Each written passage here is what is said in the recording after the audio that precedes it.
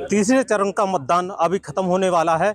बदायूं में कितनी वोटिंग होगी और क्या मुद्दों पर लोगों ने वोट किया है, उसके लिए हम ये पत्रकारों के बीच में है। बदायूं के कई सारे पत्रकार इकट्ठे हैं और अपनी अपनी राय देंगे कि वोट जो किया गया है वो किन मुद्दों पे किया गया है। और उन्होंने जो वोटिंग का जो समाजवादी पार्टी थी उसने आरोप लगाए हैं कि वोटिंग को लेकर पुलिस ने, प्रशासन ने दबाव बनाया था। संजय जी, आप बताएं कि ये जो इस बार मुद्दा है वो वोट कर रहा है, लोगों ने किस मुद्दों पे किया है या जातिगत फैक्टर्स रहे हैं? देखो, वोट देने जब मतदाता गया तो उसके दिमाग में एक ही बात थी, नेशन फर्स्ट। नेशन फर्स्ट को लेके लोगों ने वोट किया। और जो आप कह रहे हो जातिगत जातिगत तो चुनाव होते ही हैं। जब पार्टियां कैंडिडेट को टिकट ही उस बेस पे दे रही हैं तो जातिगत तो होगा ही होगा, हर हालत में होगा। लेकिन कहीं ना कहीं जो लोग न्यूट्रल लोग थे वो नेशन फर्स्ट को लेके उन्होंने मतदान किया। अच्छा, ये इन्होंने कहा है कि नेशन फर्स्ट की बात है, वहीं जो मतदाता थे वो कुछ गर्मी से वो रहे, तो उसको लेकर क्या बताएंगे आप? देखिए, बिल्कुल गर्मी फैक्टर तो था ही है। इतना टेम्परेचर है, 43 डिग्री के करीब लगभग टेम्परेचर है। लेकिन ओवरऑल देखा जाए कि यहाँ पर पोलराइज था वोटर। पोलराइज था, कोई मुद्दा नहीं था। मुद्दे पे आपने और हमने दिन भर कवरेज की है, कोई मुद्दा यहाँ पर नहीं था। सिंपल पोलराइज वोट था, किसे कहाँ पर देना है पहले से मन बना हुआ था। गर्मी एक फैक्टर था। दूसरी बात यह है कि हमने देखा, हम लोगों ने कितने ही चुनाव कवर किए हैं यहाँ पर, इतना नीरस चुनाव आज तक नहीं देखा। किसी भी मतदान केंद्र पर कोई भीड़ नहीं, कुछ नहीं, आदमी आ रहा है जा रहा है। बहुत ही नीरस चुनाव यहाँ पर देखने को मिला। तो मुद्दों का अभाव बिल्कुल था, पोलराइज था वोटर। इन्हीं सब को देखते हुए पोलिंग भी मुझे लगता है कि कुछ कम ही हुआ है और चुनावों के मुकाबले। बदायूं में जो विकास को लेकर वोट करना जा रहा था, तो बदायूं में के जो मतदाता थे विकास को लेकर उसने वोट किया है क्या? नहीं, विकास को लेकर वोट इसलिए नहीं किया है कि पिछली बार भी बीजेपी गवर्नमेंट रह चुकी है यहाँ पर, तो विकास के नाम पे लोकल स्तर पे तो कुछ भी नहीं हुआ है। रही बात एनआरसी, राम मंदिर, योगी मोदी, इनकी आड़ में भले ही बीजेपी वोट बैंक अपना साध ले, बटोर ले, लेकिन लोकल मुद्दों पे किसी ने वोट नहीं किया। और ये चुनाव पूरी तरह जातिगत रहा। जातिगत के आधार पर ही टिकट वितरण हुआ और जाति के आधार पर ही वोट डाले गए। जाति के आधार पर वोट यहाँ पर टिकट मिला और उसके बाद ही ये बदायूं में जो वोटर था उसने साइलेंट रह के वोटिंग करी है। वोटिंग के लेकर और क्या क्या चीजें सामने आई है? सामने वोटिंग को लेकर देखने में ये मिला कि वोटर के बीच में उत्साह बिल्कुल नहीं था। जिस तरीके से पहले के चुनावों में देखा जाता था, वोटर्स लंबी लंबी लाइनें लगाते थे, लाइनों में आते थे, बड़े उत्साहपूर्वक वोट डाल के जाते थे। इस बार वोटर में उत्साह नहीं देखा। जिसका मन आ रहा है वोट डाल रहा है, जिसका मन आ रहा है वोट नहीं डाल रहा है। तो वोटर में एक उत्साह बिल्कुल नहीं था।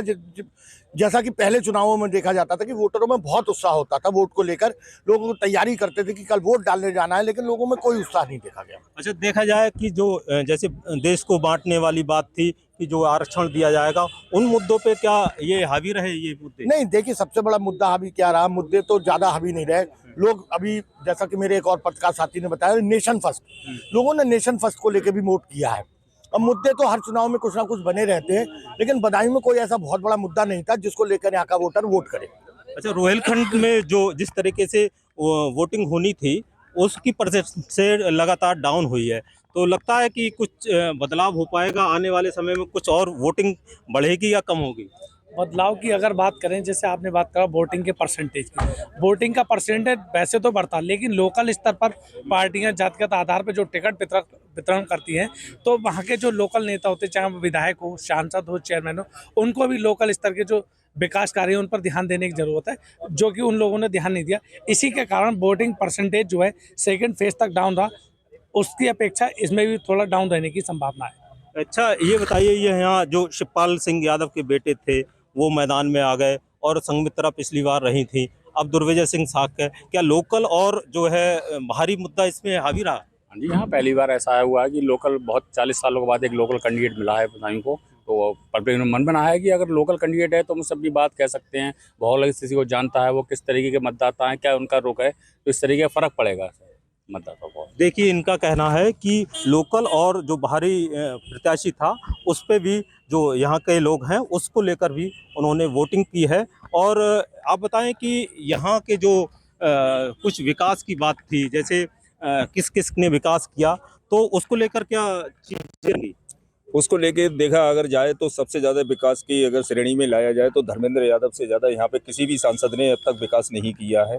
बाकी तो सब हवा हवाई हैं। 25 साल सलीम इकबाल शेरवानी भी रहे, जिन्होंने आज तक कोई भी विकास कार्य नहीं किया है। अब देखने वाली बात ये होगी कि जातिगत पे कितना इलेक्शन जाता है, क्योंकि यहाँ के जो दुर्विजय सिंह साक्य हैं वो लोकल के हैं और आदित्य यादव जी जो हैं वो बाहर के हैं और एक सैफई परिवार से बिलोंग करते हैं। तो ये भी देखने वाली बात होगी। तो सैफई परिवार को लेकर लोगों की क्या धारणाएं हैं, क्या बताना चाहेंगे? जैसे कि यहाँ पर अब ये वीआईपी सीट है, लोकसभा बदायूं की जो सीट है वीआईपी है, और यहाँ पर एक तरफ संगठन से जुड़े हुए जो बीजेपी प्रत्याशी हैं, वहीं शिवपाल यादव के बेटे आदित्य यहाँ पर प्रत्याशी हैं। तो जिस तरह से इस चुनाव को होना चाहिए, यहाँ पर जो उत्साह था वो भी नहीं दिखाई दे रहा है। इसके अलावा अगर बात की जाए, जो भाजपा है, पूर्व में यहाँ पर सांसद हुई, संघमित्रा मौर्य यहाँ से सांसद बन के गई, और उसके बाद जब यहाँ पर कोई विकास नहीं हुआ तो उनका टिकट काटकर सजातीय ही व्यक्ति को यहाँ टिकट दिया गया। तो कहीं ना कहीं जातिगत आंकड़े जो हैं उसके आधार पर कोई भी पार्टी है आज भी यहाँ पर अपना सिंबल दे रही है। तो कहीं ना कहीं जो विकास है और इससे हटकर जनता अभी तक अपने मुद्दों पे नहीं आती है। नेशन फर्स्ट के मामले पे जाते हैं, कई लोग जगह देखने को मिलता है, लोग बोलते हैं कि नेशन फर्स्ट है, कहीं लोग विकास की बात करते हैं। तो कुल मिलाकर यहाँ पर जो है वोटिंग में भी मिला जुला असर देखने को मिलेगा। अच्छा, कितना % आप मानते हैं कि जो पार्टियों की तरफ रुझान रहेगा, कितना अंतर रहेगा?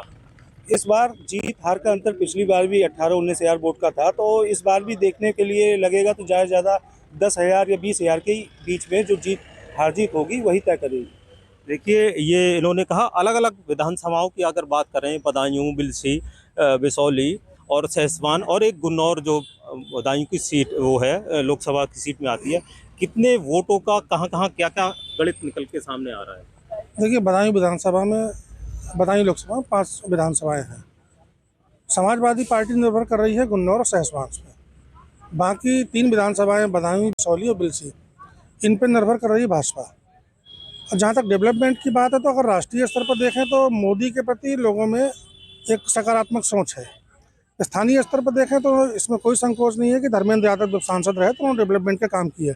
हालांकि ये कहना भी जरूरी है कि बाकी सभी सपा सांसद काम नहीं करा पाए, क्योंकि धर्मेंद्र यादव मुलायम सिंह फैमिली से जुड़े हुए हैं, उनके भाई मुख्यमंत्री थे। इसलिए बदायूं में 2-3 विकास कार्य जो मुख्य माने जाते हैं, एक मेडिकल कॉलेज मिल गया, एक ओवरब्रिज मिल गया और एक बाईपास मिल गया। इसके अलावा गिनाने को उनके पास भी कुछ नहीं है। दोनों पार्टियों के पास माई फैक्टर है। बीजेपी के पास मोदी प्लस योगी और समाजवादी पार्टी के पास में मुसलमान प्लस यादव। अब ऊँट किस करवट बैठता है ये 4 जून को पता लगेगा, लेकिन लड़ाई कांटे की है। अच्छा, क्या मानते हैं कितने हर एक विधानसभा में कितना अंतर रहेगा, आसपास रहेगा जो पार्टियां आपस में वोट लेंगी? देखिए, सपा के लिए मुख्यतः जो एक हार जीत का निर्धारण करेगी वो गुन्नौर सीट करेगी। अगर समाजवादी पार्टी गुन्नौर सीट पे 40 से 50 हज़ार की लीड ले लेती है तो वो एज में रहेगी, और अगर वो 20 हज़ार के अंदर रह जाती है तो निश्चित तौर पे भाजपा के लिए चांसेस अच्छे हैं। अच्छा, गुन्नौर उसमें सहसवान में, बिसौली में, बदायूं में, बिलसी में कितना फैक्टर रहेगा? देखिए, बीजेपी के लिए बिसौली, बिलसी और बदायूं, इनमें आप तीनों मान लीजिए लगभग 45 हज़ार के आसपास बीजेपी लीड गेन करेगी। अब सहसवान और गुन्नौर रह जाती है। इसमें अगर 45 हज़ार से ज़्यादा लीड ले लेती है समाजवादी पार्टी तो उसके चांसेस ज़्यादा हैं, कम लेती है तो बीजेपी के चांसेस ज़्यादा हैं। देखिए, ये यहाँ के बदायूं के कुछ पत्रकार थे, उन्होंने अपनी अपनी राय रखी है और उनका कहना है जो बदायूं की 5 विधानसभाएं हैं उनमें और एक जो गुन्नौर है उसमें अगर लीड लेके आता है समाजवादी पार्टी तो उसकी जीत निश्चित होगी, और बाकी की 3 सीटें जो हैं विधानसभा की उसमें बीजेपी हावी रहेगी। और देखने वाली बात ये होगी कि आने वाले समय में भाजपा और समाजवादी पार्टी में जीत का अंतर कितना रहता है। बदायूं से चितरंजन सिंह, न्यूज़ 18।